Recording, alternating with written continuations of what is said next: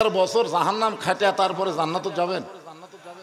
দুই একজন লোক বলে হুজুর না হয় 2-4 বছর জাহান্নাম খাটিয়া তারপরে কি জান্নাত পাবো না, এরকম বলে। আর কি সাহস দেখছেন, হাকিমের সামনে আসামি দাঁড়ায় আছে, কাঁদতেছে। হাকিম বলে কান্দো কেন? বলে কান্দার কারণ হলো আমাকে 20 বছর জেল দিলেন, আমি বাড়িঘর সন্তান সন্ততি পরিবার ছেড়ে এই 20 বছর অন্ধকার কারাগারে কেমনে থাকবো? তা হাকিম বলে ঠিক আছে 20 বছর জেল তোমাকে মাফ করা হবে, 1 ঘন্টা খেলা আগুনের চুলার মধ্যে হাত দিয়ে থাকবে। কয় ঘন্টা? 20 বছর কোথায় আর 1 ঘন্টা কি? খালি দাও দাও করে আগুন জ্বলতেছে, আগুনের চুলার মধ্যে 1 ঘন্টা হাত দিয়ে থাকলে তোমাকে 20 বছরের জেল মাফ করা হবে। আপনার বলেন তো আসামি 20 বছর জেল পছন্দ করবে না আগুনে হাত দেওয়া পছন্দ করবে? এ কোনটা পছন্দ করবে? বলে স্যার 1 ঘন্টা। হাকিম বলেন 1 ঘন্টা না 8 ঘন্টা। আপনি বলেন তো 20 বছর জেল পছন্দ করবে না 8 ঘন্টা আগুনের মধ্যে হাত দেওয়া পছন্দ করবে? আমার কথা কি আপনার বুঝতে পারতেছেন না? না না 8 ঘন্টা। কেরে এত টাইম একুশ করে 20 বছর জেল কতদিন আর মাত্র 8 ঘন্টা আগুনে হাত দেওয়া থাকবা? না স্যার। আচ্ছা ঠিক আছে 5 মিনিট। কালে আগুনের চুলার মধ্যে 5 মিনিট হাত দেওয়া থাকবে, তোমার 20 বছর জেল মাফ হবে। আপনার বলেন তো দুনিয়ার কোন পাগল কি আগুনের মধ্যে হাত দিবার চাবে? তাহলে দুনিয়ার 20 বছরের জেল মাত্র 5 মিনিট আগুনে হাত দেওয়া যদি আমি চিন্তা করি, তাহলে 2-1 বছর জাহান্নামের আগুনে জাহান্নাম খেটে আমি কেমনে জান্নাতে যাওয়ার চাই? আপনার বলেন তো দুনিয়ার আগুন আর জাহান্নামের আগুন পাওয়ার কি এক? কত পাওয়ার বেশি? জাহান্নামের আগুনকে 70 বার পানিতে ধৌত করে তারপরে আল্লাহ দুনিয়াতে দিছে। আর সেই আগুন থেকে যদি আপনি চিন্তা করেন, তাহলে জাহান্নামের আগুন থেকে একটু চিন্তা করার দরকার আছে না নাই? জোরে কোন আছে না নাই? হ্যাঁ, এই জন্য আমরা বলবো 33 পাইছি, 33 পাইছি, আরো 33 পেয়ে আমরা গোল্ডেন A+ নিয়ে বিনা হিসাবে আল্লাহর জান্নাতে যাব। কারা কারা রাজি? 2 হাত তুলে আবার আল্লাহকে দেখান তো দেখি। এ ভাই হাত তোলেন, এখন হাত তোলার সময়। লিল্লাহে তাকবীর। হাত নামান, হাত নামান। মাশাআল্লাহ। আজকে সে আলোচনায় হবে যে আমরা যেন আরো 33 অর্জন করতে পারি, যেন আমরা গোল্ডেন A+ পাই। এই আলোচনা শোনার দরকার আছে না নাই? যেরকম আছে না নাই? অনুনাজ্জিলু মিনাল কুরআনি মা হুয়া শিফাউ ওয়া রাহমাতুল লিল মুমিনিন। এখানে লিল আলামিন, তাহলে কিছু একটা সুযোগ থাকতো, কিন্তু সরাসরি আল্লাহ মুমিনিন বলেছেন। তার মানে এই কোরআন থেকে রহমত এবং হেদায়েত, যাবতীয় সমস্যার সমাধান একমাত্র কেবলমাত্র আল্লাহ মুমিনদেরকেই দিবে। জোরে কান সুবহানাল্লাহ। আমরা একটা কথা বলি না, সব সমস্যার সমাধান দিতে পারে আল কোরআন। কার জন্য? পাইকারি হারে? পাইকারি হারে না, মুমিনদের জন্য। এখন আমরা সবাই কি মুমিন? এই কথাটাও বলতে আপনাকে কি চিন্তা ভাবনা করা লাগতেছে? হায় হায় রে, অনেক কিছু কথা চিন্তা ভাবনা না করে সরাসরি যদি বলেন আল্লাহ খুব খুশি হয়ে যায়। খুশি হয় না? খুশি হয় না? এখন যদি আপনাকে বলা হয় যে বাতিল আমাদেরকে আক্রমণ করার জন্য আসতেছে, চলো যাই, আপনি সামনের দিকে তাকাবেন না পিছন দিকে দেখবেন? সামনে যাবেন মনে হচ্ছে না, পিছন দিকে পলানোর চেষ্টা করবেন। হায় হায় রে, এখানে কোরআনের আয়াত ডাইরেক্ট বলতেছেন ওয়া রাহমাতুল লিল মুমিনিন। যারা মুমিন হবে তাদের জন্য আল্লাহর কোরআন রহমত, হেদায়েত এবং যাবতীয় সমস্ত সমস্যার সমাধান দিয়ে দিবে। আমাদের সমস্যা আছে না নাই? আছে না নাই? এই সব সমস্যার সমাধান দিবে আল্লাহর কোরআন। আমরা সেই কোরআন থেকে একটু মনোযোগ দিয়ে আলোচনা শুনবো। আমরা আল্লাহর প্রশংসা করব। আমরা 66 পাওয়ার পরেও ভাগ্য গুণে এমন একজন নবী পাইছি। আমরা কিন্তু 66 পাইছি। কত পাইছি?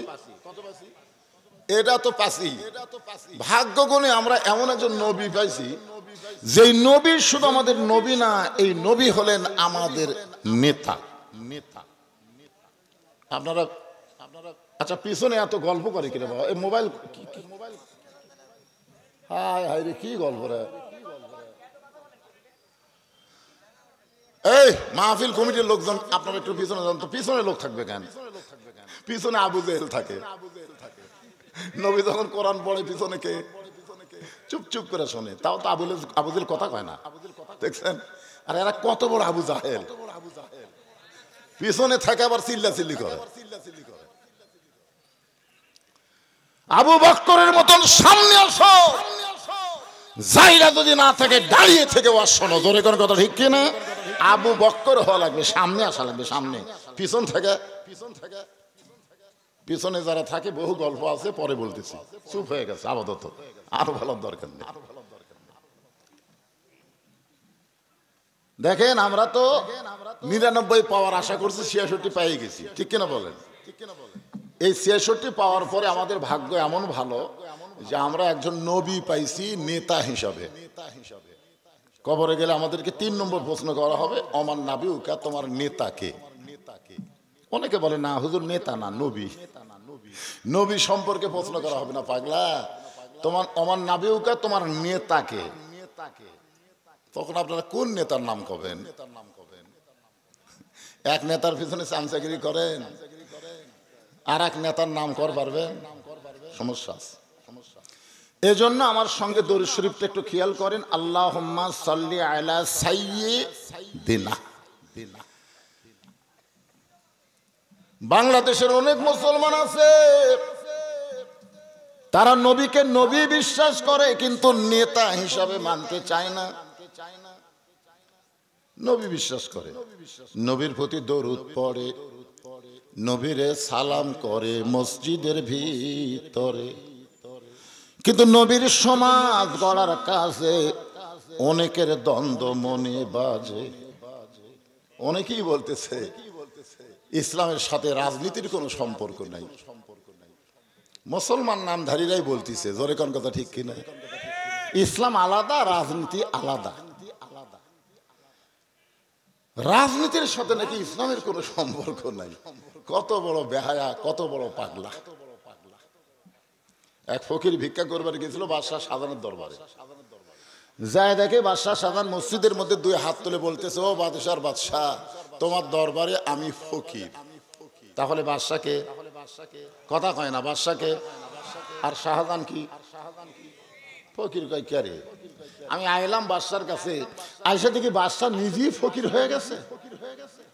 এখান থেকে প্রমাণ হলো একমাত্র রাজা বাদশা হলেন আমাদের আল্লাহ, আর আমরা দুনিয়ার সমস্ত মানুষ হলাম ফকির। জোরে কোন কথা ঠিক কিনা? আল্লাহ গানিয়ুন ওয়া আনতুমুল ফুকারা।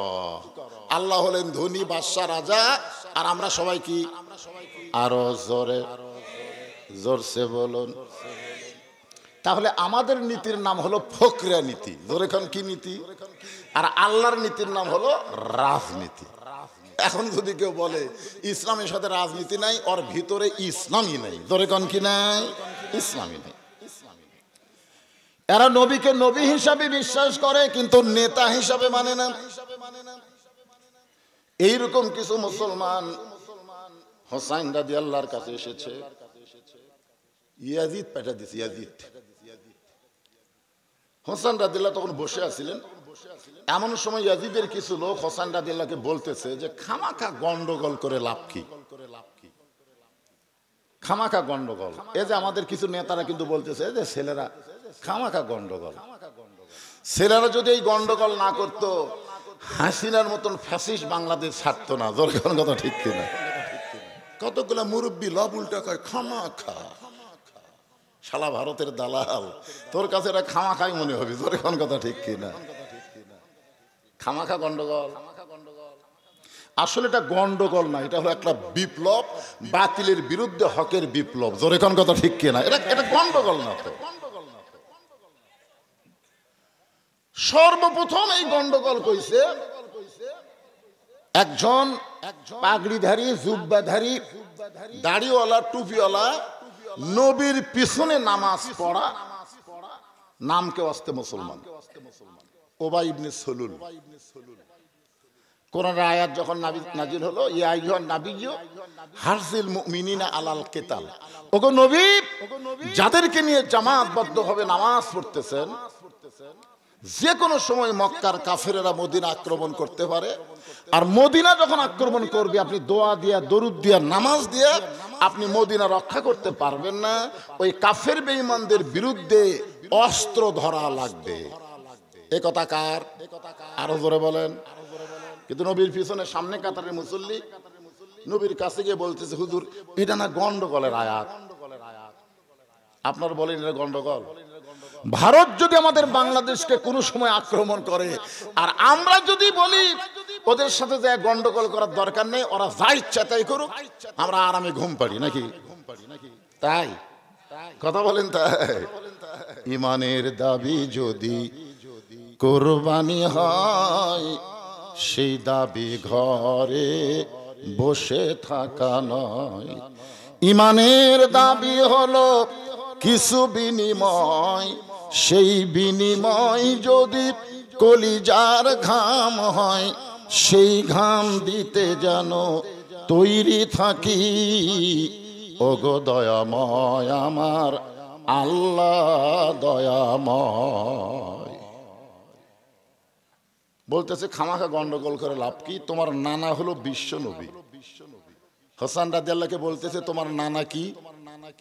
বিশ্ব নবী। কথাটা কি ঠিক হয়নি? ঠিক হয়নি? তোমার বাবা হলো বিশ্ব আলেম, তোমার মা হলো খাতুনে জান্নাত। এমন একটা বংশ থেকে তুমি দুনিয়াতে এসেছো, খালি ঘরের মধ্যে বসা থাকবা, তুমি যা চাবা তাই পাবা। তুমি 8 রশির দরবার খুলে দিবা। কোন রশির দরবার? এক রশি না, 8 রশি। আমাকে এলাকার সব কতকগুলা ট্রাকত করে গরুলিয়া রওনা দিচ্ছে। কে বাবা কোথায় যাচ্ছ? হুজুর দোয়া করবেন, বাপের দরবারে যাচ্ছি। তোর বাপ মা নাই? বুড়া বুড়ি আছে হুজুর, বুড়া বুড়ি আছে, ওই বাবার দরবারে যাচ্ছে। উনি ওখানে বসে আছে আর লক্ষ লক্ষ মানুষ ওনার কাছে নিয়ে যায়, সব ঢেলে দিচ্ছে। তো ইয়াজিদের লোকজন বলতেছে আপনি শুধু বসে থাকবেন, আপনার কোনো টেনশন নাই। আপনার নানা হলো বিশ্ব নবী, আপনার বাবা হলো বিশ্ব আলেম, আপনার মা হলো খাতুনে জান্নাত। এমন একটা বংশ থেকে আইছেন, আপনি খালি বসে থাকেন তো আপনার কোনো খাওয়ার অভাব হবে? আপনি যা চাবেন ঘরের মধ্যেই তাই পাবেন। এই কথা শোনার সঙ্গে সঙ্গে হোসেন রাদিয়াল্লাহু দাঁড়িয়ে গেলেন। প্রকৃত মুমিন মুসলমান যারা হবে তারা বাতিলের সামনে বসে থাকবে না, হকের পক্ষে তারা দাঁড়িয়ে যাবে। যেমন দাঁড়াইছিল বাংলাদেশের, আমরা যাদেরকে মফিজ বলতাম, মফিজ, রংপুরের লোককে আমরা কি বলতাম? মফিজ। আরে আমি সেদিন থেকে তওবা করছি, আর মফিজ জীবনও খাবো না। সর্বপ্রথম বাতিলের বিরুদ্ধে যিনি দাঁড়ালেন তার নাম হলো আবু সাইদ। জোরে বলেন কথা ঠিক কিনা? মসজিদের মধ্যে যা দোয়া করছে নাকি, দুই হাতিতে এরকম করছিল না? এটা জুলাই গেল, এইরকম দুই হাত তোরা দোয়া আমরা বহু করছি। সাইদি হুজুর বাঁচার পারিনি, বহু দোয়া করছি। আমাদের দোয়া যে জেলের মধ্যে হুজুর যখন সুন্দর হচ্ছে, সাইদ ভালো হচ্ছে, তখন দেখলো না হচ্ছে না, তো জেলখানা থেকে বের করে হাসপাতালে নিয়ে গিয়ে তাকে হত্যা করলো। দোয়ার ফসল হলো, রাখলো না। আপনি কি আপনাকে বাঘ মারা দোয়া হচ্ছে? মাবুদ বঙ্গবন্ধুকে সপরিবারে যারা হত্যা করলো তাদের সকলকে জান্নাতুল ফেরদাউস দান করে। এই দোয়া করছে রে পাশের বাঘ মারাতে, মানে পাল্টে গেছে, দোয়া পাল্টে গেছে। সর্বপ্রথম বাতিলের বিরুদ্ধে আবু সাইদ দোয়া না করে দুই হাত বাড়ায় দিল। জোরে বলেন কত ঠিক? তার মানে কি বসে থাকবেন? দাঁড়াতে হবে। দাঁড়ানোর সময় কিন্তু আসে গেছে। ভারত কিন্তু মাঝে মধ্যে হুমকি ঢুমকি দিচ্ছে, মনে করতেছে বাংলাদেশের কিছু নাই। আরে পাগলা, তোমাদের অ্যাটম থাকতে পারে, আমাদের তকবীর আছে। জোরে কোন কথা ঠিক না? তোমাদের অ্যাটম, আমাদের তকবীর, যদি যুদ্ধ লাগে অ্যাটম ফাটবে না, তকবীর তোরকে কানের তালা ফাটিয়ে দিবি। জোরে কোন কথা ঠিক না? অ্যাটম ফুটবি না। আমাদের জাতির পিতা হযরত ইব্রাহিমের জন্য আগুনের চুলা যেমন জ্বলে নাই, মুসা নবীর জন্য সাগর যেমন রাস্তা হয়ে গেছে, আমাদের সেই আল্লাহ এখনো আছে। জোরে কোন কথা ঠিক কি রে? আপনারা মনে করেন না যে আপনার তো আজকাল এই ব্রহ্মপুরে আছে, তা না। এই মিডিয়ার মাধ্যমে ভারত হতে যাচ্ছে।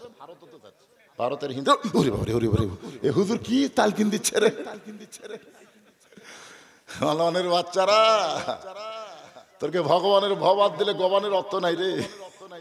গবানের গ বাদ দিলে বান মানে নাই, বন্যা কেউ চায় না। বা বাদ দিলে নো মানে নাই, কুটি পাবো ভগবান। ক্যালিফোর্নিয়ায় আগুন লাগলো, যত প্রকার প্রযুক্তি আছে সমস্ত প্রযুক্তি দিয়া আগুন নিভানোর চেষ্টা করলো আমেরিকা, পারেনি, খালি দাউ দাউ করে জ্বলে। তখন ওরা মুসলমানের কাছে গিয়ে বললো, ভাই আমাকে ঈশ্বর কাঠ হয়ে আছে, আমাকে গড ঘুমাচ্ছে, ভগবান মরিছে, তোমাকে আল্লাহর খবর কি? সঙ্গে সঙ্গে মুসলমান কানে আঙ্গুল দিয়া আল্লাহু আকবার আযান শুরু করলো। যতদূর পর্যন্ত আযানের শব্দ যায় ততদূর আল্লাহ আগুন নিভায়া দেয়। আমাদের আল্লাহ আছে না নাই? সঙ্গে সঙ্গে হোসেন দাঁড়িয়ে বললেন, রে ইজিদের সামসারা, আমার নানা শুধু বিশ্ব নবী নয়, আমার নানা হলো বিশ্ব নেতা। তোমরা শুধু আমার নানাকে নবী বলো, তোমাকে নেতার নাম কি? রে বাংলাগালি, নেতার নাম কি? আমার নেতার চরিত্র ফুলের মতন পবিত্র, নামাজ পড়ে না এখন, এই তো তোমাকে নেতা। হোসেন রাদিয়াল্লাহু বলে, রে এদের চামচারা, আমার বাবা শুধু বিশ্ব আলেম নয়, আমার বাবা হলো বিশ্ব বীর। তোমরা আমার বাবাকে শুধু বিশ্ব আলেম কও, বীর বাদ দাও কেন? আমার মা শুধু খাতুনে জান্নাত নয়, আমার মা হলো ফাতেমাতুজ জোহরা। কি তোমরা একটা কও, একটা বাদ দাও। আমার নানাকে বিশ্ব নবী কও, বিশ্ব নেতা বাদ দাও। আমার বাবাকে বিশ্ব আলেম কও, বিশ্ব বীর বাদ দাও। আমার মাকে খাতুনে জান্নাত কও, কিন্তু জোহরা বাদ দাও। তার মানে কি? ইসলাম তো বাদ দেওয়ার ধর্ম না, ইসলাম হলো পুরোপুরি গ্রহণ করা। ধরে কোন কথা ঠিক কিনা কথা বলেন? আপনি মসজিদের মধ্যে আওয়ামী লীগ, বিএনপি, জাতীয় পার্টি, জামাত, তাবলিগ, পীর মুরিদি কাতার সোজা করবেন, আর সমাজত বার হয়ে আপনি 14 দল 20 দল হবেন, এর নাম ইসলাম না। ইসলাম ভিতরেও যা, বাহিরেও তাই। কথা কন না কেন? ভিতরেও যা, বাহিরেও তাই। আওয়ামী লীগ সামনে গেলে হাত ধরে টানেন, আসুন ভাই, কাতারও তো আসুন ভাই। আওয়ামী লীগ যখন ইচ্ছা মতো চাঁদা আদায় করে, তুই হাত ধরে টানিস না কেন? আজকে যদি হাত ধরে টানতাম মসজিদের মতন বাহিরে, তাহলে একটাকে বাংলাদেশ ছেড়ে পালান লাগতো না। জোরে কর কথা ঠিক কথা বলেন না কেন? কিন্তু না, মসজিদের মধ্যে টাইনিয়ে কাতার সোজা করছি, পায়ের গোড়ালি হাতে গোড়ালি মিট কর, কিন্তু সমাজের মধ্যে অন্যায় করতেছে, একটা কথাও কইনি। কি আল্লাহ কোরআনে বলেছে, ওয়া তাসিমু বিহাবলিল্লাহি জামিআন ওয়া লা তাফাররাকু।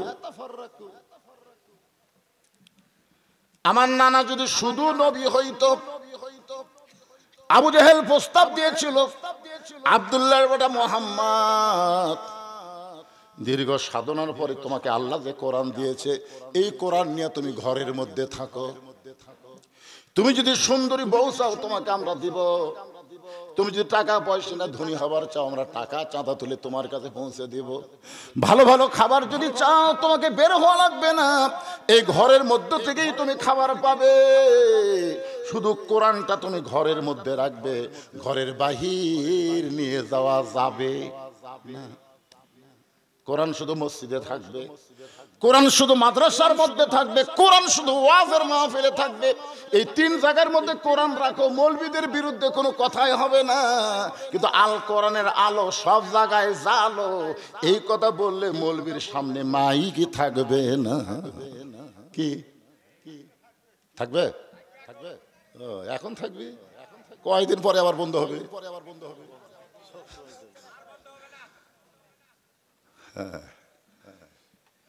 আল কোরআনের আলো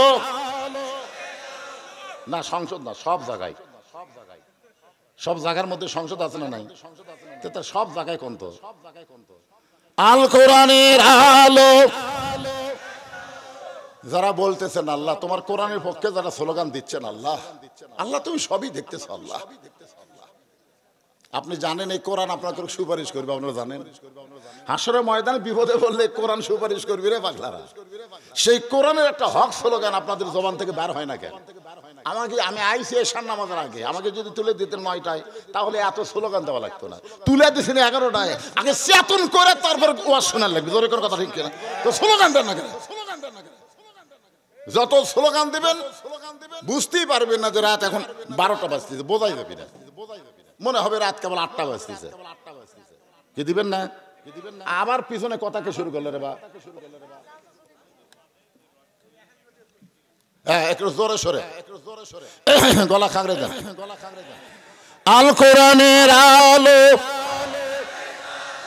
কোরআন হাদিস যেখানে, দুনিয়ার মুসলমান লিল্লাহি তাকবীর। আল্লাহর নবী কি আবু জেহেলের প্রস্তাব মানে লিছে? মানে লিছে? তুমি হুজুর হয়ে থাকো, তোমাকে আমরা বড় হুজুর, বড় পীর সাহেব, তুমি যা চাবা তাই বাবা, কিন্তু আমরা একটু, তুমি মসজিদ দিয়ে থাকো, মাদ্রাসা লিয়ে থাকো, ওয়াজ মাহফিল করো হুজুর। কিন্তু হুজুর যখন বলে না আল্লাহর কোরআন শুধু ওয়াজের মধ্যে থাকবে না, কোরআন অনুযায়ী বাংলার মুসলমানকে চলতে হবে, তখন হুজুরকে জেলের মধ্যে বন্ধ করো। আপনারা বলেন তো আল্লামা সাইদ হুজুর অপরাধ কি? কোন কি অপরাধ? কি অপরাধে তাকে জেলে বন্দী করলো? ইমাম আবু হানিফাকে জেলে কেন বন্দী করলো? শাফিকে কেন জেলে বন্ধ করলো? আহমদ বিন হাম্বলকে কেন জেলে প্রতিদিন 11টা করে চাবুক মারলো? হ্যাঁ, এগুলো আমাকে বোঝা লাগবে তো ভাই। জান হোসেন বলতেছে আমার নানা শুধু বিশ্ব নবী